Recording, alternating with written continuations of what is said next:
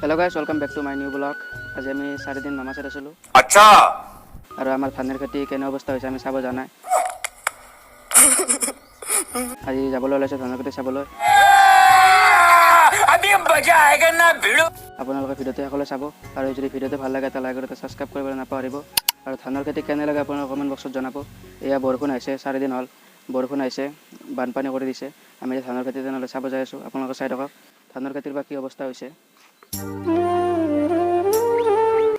এয়া আমি যাই আছো খেতি লৈ আপোনালোকে চাই থাকক।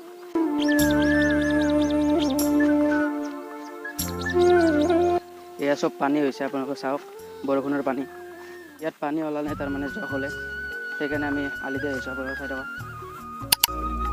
এইবিলাক হ'ল মাকৈ এয়া চাওক মাকৈ এইবিলাক মাকৈ ডাঙৰ ডাঙৰ হৈ গ'ল এই 4 দিনত আৰু মাকৈ আধা কাটিছে। এয়া চাওক মাকৈ আধা কাটিছে। এইবিলাক হ'ল মাকৈ আধা কাটিছে আৰু আপোনালোক ধানৰ খেতি দেখুৱাই আছোঁ আপোনালোকে ভিডিঅ'টো চাই থাকক। এয়া এইবিলাক আমি ধানৰ খেতি লৈ এইবিলাক হ'ল ধানৰ খেতি চাওক এয়া চাওক এইবিলাক আপোনালোকক ওচৰৰ পৰা দেখুৱাই আছোঁ আপোনালোকে ভিডিঅ'টো চাব। তাৰে এইবিলাক হ'ল গছ আপোনালোকক ওচৰৰ পৰা দেখুৱাই আছোঁ চাই থাকক। এই নেটখন আছে এই নেটখন পাৰ হৈ যাব লাগিব।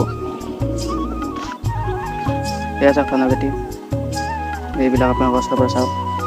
4 দিনত বহুত ডাঙৰ ডাঙৰ হৈ গ'ল এই 4 দিনত আৰু ধান লাগিবই ধান আহিব আৰু এইবিলাক চাওক কি সুন্দৰ লাগিছে আপোনালোকে ভালকৈ চাওক।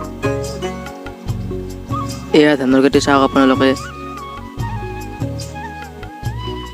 ধানৰ খেতি কেনে লাগিছে কমেণ্ট বক্সত জনাব আৰু যদি ভিডিঅ'টো ভাল লাগে এটা লাইক আৰু এটা সাবস্ক্ৰাইব কৰিবলৈ নাপাহৰিব। আপোনালোকক ধানৰ খেতি কেনে লাগিছে আপোনালোকে কমেণ্ট বক্সত জনাব আৰু ভিডিঅ'টো যদি ভাল লাগে এটা লাইক আৰু এটা সাবস্ক্ৰাইব কৰিবলৈ নাপাহৰিব। তেনেহ'লে আজিৰ ভিডিঅ'টোলৈ আপোনালোকক ইয়াতে সমাপ্ত জনাইছোঁ আৰু আন এটা ভিডিঅ'লৈ আপোনালোকক লগ পাম।